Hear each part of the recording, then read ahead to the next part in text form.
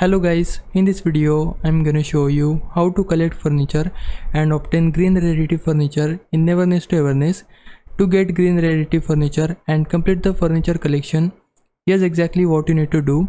Start by getting green Rarity furniture, open your map and head to the starting area, then go to Mobby bookstores. Inside you'll find items like stickers or small mats. These may look simple but they count as green Rarity furniture. Just buy one of these items and it will instantly complete your green furniture requirement. Now for collecting furniture, this part works a bit differently. Open your City Tycoon, then go into the property menu and head to the furniture collection section. Here you can't just buy items, you need to collect them first.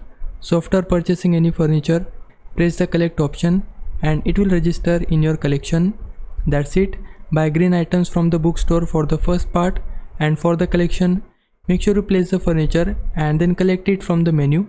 Hope this helps. If it did, please like this video and subscribe my channel. For now, thanks for watching. Bye bye.